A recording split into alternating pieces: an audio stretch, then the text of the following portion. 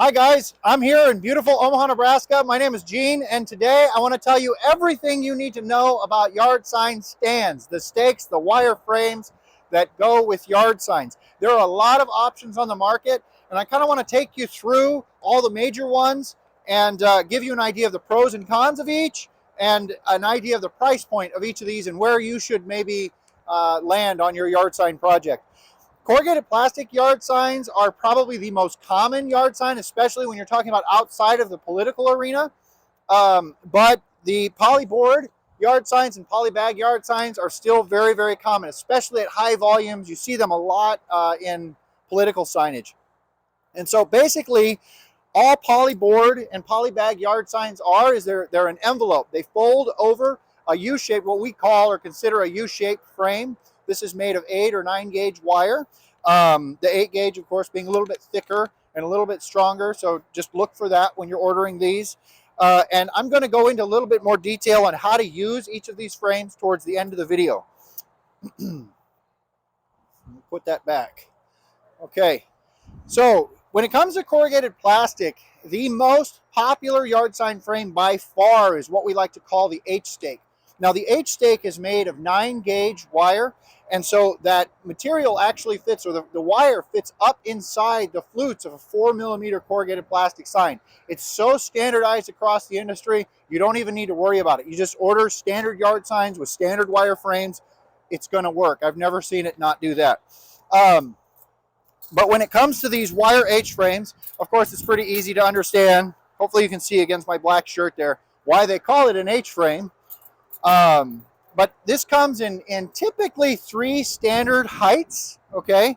The first and the smallest one. And again, this is probably the lowest cost option on the market, but the smallest one is our standard H frame. It's 15 inches tall, and you can see based on the wind, we're in a pretty windy day here, that it holds that sign pretty sturdy.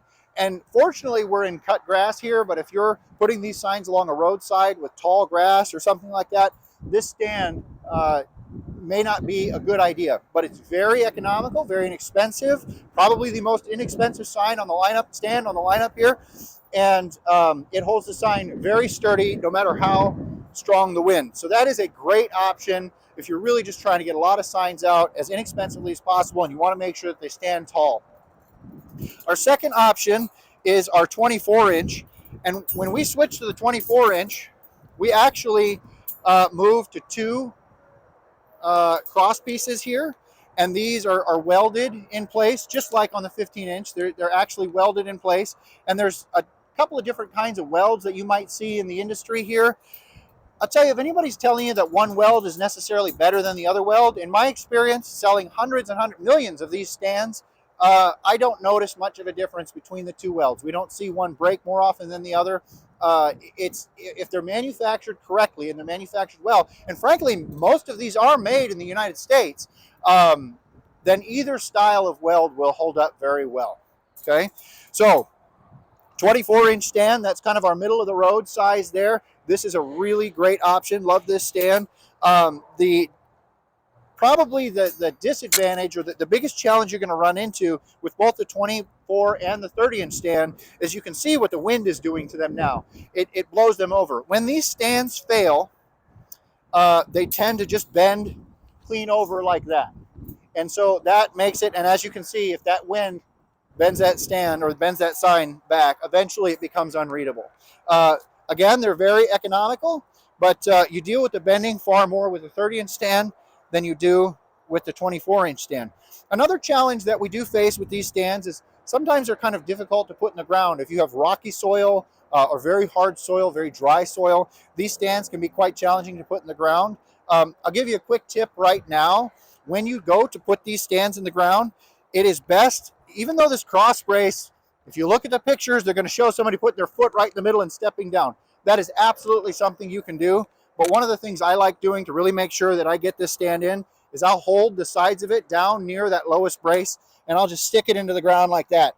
And we are blessed with wonderful soil here in Nebraska, so that wasn't too difficult, but it really is kind of an easy way to get those into the ground. Making sure that you put your sign on the stand first, that's really important. Don't ever put the stand in the ground and then try and get your sign on it. It's just very difficult. So Moving on, and again, we are kind of working from, at least from the 15-inch stand all the way up to our premier steak on the end. We're working from least expensive or most cost effective, I'll say, to the perhaps least cost effective, at least per unit.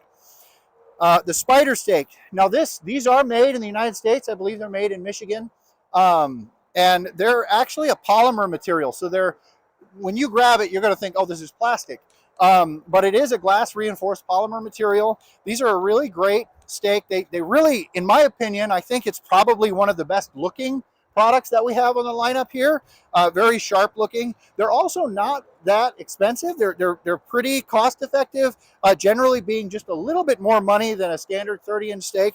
You can also see that it does do a pretty good job of holding that sign up straight up. I'll get out of the way of the wind here. Pretty decent job of it. The biggest probably disadvantage that I see about this kind of steak is that when they do fail, it will break at the base of the stand here. So when these fail, and I don't know if I can really get that to do it, but when it fails, it almost inevitably will fail in the lower quarter or half of that steak, just like that. And so then you're stuck with this thing sticking out of the ground and it's broken. When these steaks fail, they just bend over. A lot of times you can bend them straight back up. That's what you're kind of left with the spider steak. Probably the biggest disadvantage, but a really great product nonetheless. And they're patented, they're made in the USA. Spider Steak, that brand, that company, also offers a couple of heavier duty models, which would fall somewhere down in here on our lineup in terms of cost. I don't have them up here, but those are good options to look into as well. Just like all the other steaks, though, they still rely on 9-gauge wire upper that is inserted into the flutes. And we'll show you some close-ups of that a little later in the video. Here we have what we like to call a D-wire. I've also heard them called beefy steaks. There's a lot of people who manufacture these, but it's probably the simplest type of steak here. And what it is it's just a wire. And these are actually kind of short. Usually they're longer, but this is what I had. But they might be up to 26 inches long.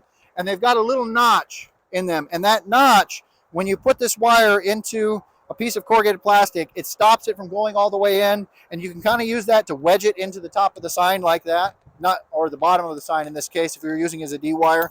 And so then you're just left with 2 wires. Very easy to install. My favorite thing about D-wires or using individual wires like this is that you don't have to get them perfectly lined up. We'll talk about that a little bit later. But very easy. You just take the wire kind of wherever you feel like putting it into the flute, drop it in, and just kind of push it in to get them snug where they stretch the plastic out a little bit and place that sign. So really great product overall. I think maybe one of the biggest disadvantages of the D-wires is just the complexity of having 2 parts to install into the sign. They also, you'll notice where I have them listed here, they tend to be, and it might just be where I see them, but we stay pretty in touch with the market on this. They tend to be a little bit more on the expensive side for some reason than the welded products over here. And my belief is that these just have so much volume that it really drops the price down. And other industries will use these products, whereas the D-wire isn't something that's necessarily used in other industries. Here, what we actually have is we have a pair of 30-inch steaks holding up a larger sign. So very intentionally, I have this before we go into the more premium yard sign steaks, because you can always double up or triple up the stands you have. You could take 2 stands, and if you have a smaller sign like this, you could overlap them side by side like that, really giving you a lot of rigidity for the stands.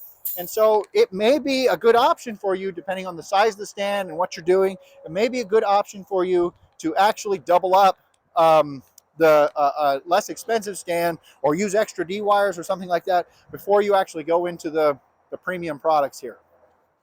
Okay. And then finally on our lineup here, we have 2, I would say, more premium steaks that we offer.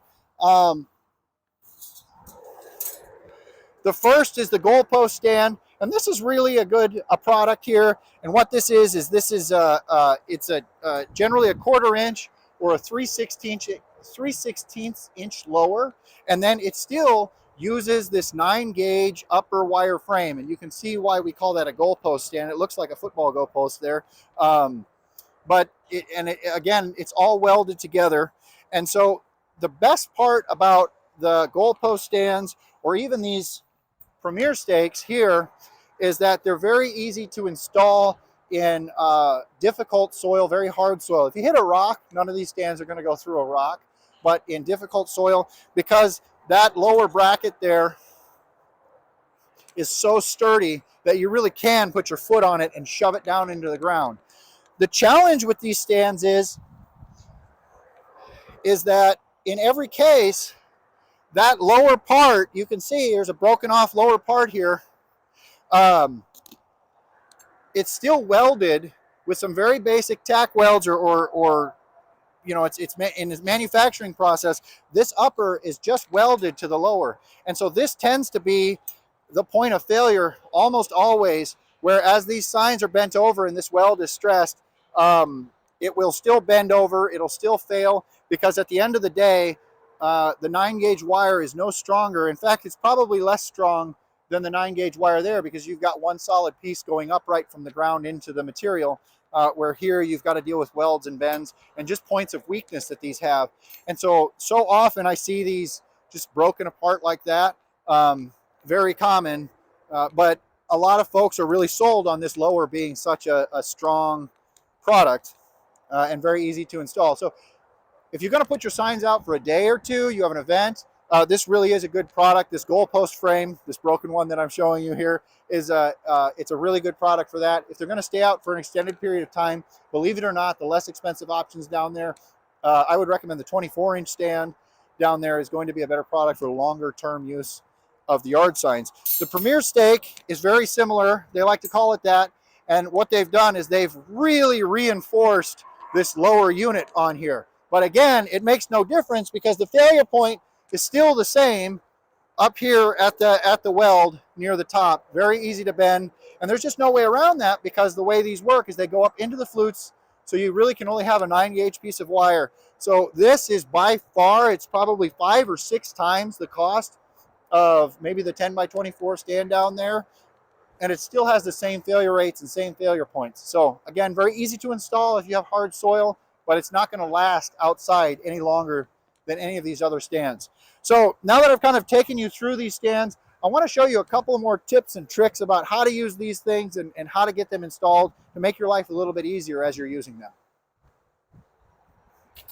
Okay, so a couple of tips for you. First of all, the most basic. The first thing you want to do is you want to get one of your wire frames installed the way you like it in one sign, okay? And that sometimes can be a challenge. I actually find that these 10x24s, the 10x30s, 10x15s are easier to install than the goalpost frames, because the goalpost frames will have a little bit of a Y on them either way, and so you got to make sure you get them real nice and parallel straight before you insert them into the sign. But once you get one the way you like it, you've got it centered, you feel like you got a good insertion there, then what I like to do is take a stack of your signs and stack them up, okay? Pointing down, so don't make the mistake of putting them up right here, pointing down, and then we're going to go through and I'm going to use this sign to actually line up the stakes on the other signs. And so that tells me exactly the flute that I need to put this into, and it makes it really crazy easy to do a whole bunch of them at once. So if you can do that, you should do it that way. Again, this is why I love that 24-inch stand, because even this is not too tall or too long to fit in the passenger seat of most cars if you're going to go put them out. The 30-inch stands, the goalpost stands, and some of the other long ones can be challenging. And then it also stays snugly in there. You'll notice with sometimes the D wires, they will fall out as you're trying to set them up. But of course, the D wires are very easy to install anyway, so even if you have to do them again, that's fine. Something else I want to show you is that, you know, when we say 10-inch stand, okay, in most cases, and you can just measure this, but in most cases, they are exactly 10 inches wide. And so one of the things you can do is in your artwork, you actually put a couple of dots 10 inches apart, just tiny little tick marks in your artwork, and that will help you get those signs aligned, especially if you're handing volunteers or something like that, yard signs like this, to have a couple of little tick marks where the stand goes will help prevent them from getting them all messed up. And I'll show you real quick. If I put this in wrong, okay, like that, or maybe I'll do that. I'll pull on it a little bit. It really gets challenging to put them in. They get very difficult and they start chewing up the plastic. And so you really want to get them in nice and parallel, relaxed when they get put in and centered. And that just makes things a lot easier. Okay. Another little tip that I have for you is actually the idea of bending these. We've shown this in another video, but if you have a sign that's only 6 inches or less wide, for example, and this is the concept that you want to display, you can of course use D-wires, but you can also take one of the H-frames, any one of the H-frames, and you can just bend it over the corner of a table. And I'll show you that right here. I just take it and I do one side at a time, and I've got a sturdy table, but the edge of a countertop, anything, just bend that corner like that. And these aren't too difficult to do. And you can bend that to any width that you need for a narrow sign. Very simple. You like that? Okay. Last major tip that I have for you here with corrugated plastic anyway, is that something called rider pins are something that tend to be fairly common. And what they are is they're mini D-wires. They might be 4 or 8 inches long. And they actually can be used to join 2 different signs. So let's say in this example here, we've got a political sign, and then we want to remind people to vote on the 17th or something like that. Well, we can have our political sign out for long periods of time, but then we can add the additional message of when to vote up here, or the re-elect process could be on the rider. Or, for example, maybe a home that has sold, you add the rider to it as sold after it's sold. And then these, again, very simple to work. We're just going to connect 2 signs like that. So now we've got double signs. One thing to keep in mind if you're using a rider is that you actually are adding quite a bit of weight to the top of the sign. So doubling up on the stakes or using a little bit stronger or a little bit shorter stake will help this present better out on the road when you put these guys out. And then finally, we started with the poly bag and the polyboard foldovers, and I'm going to end with these. If this is the choice that you're using, again, they are common with really high volume, say over 2,000 signs generally, and how to set this up. It does get kind of challenging out here in the wind, but what you'll actually want to do is you grab, one of the easiest things to do is to grab the bottom of it and then create this kind of triangle shape here and use that to slip it into the poly bag. And then when I kind of release it, it will hold on to that a little smoother, okay? And then when I go to actually stick this in the ground, one of the most important things to remember about this is you don't want this to sit with the legs angled in or even perfectly vertical. You really want to put some tension and spread your legs out just a little bit.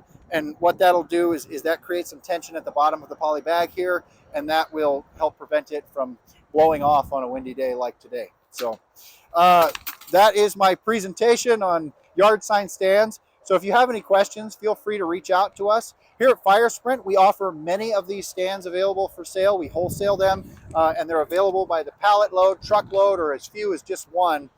If you need one, we've got your back there. We support that.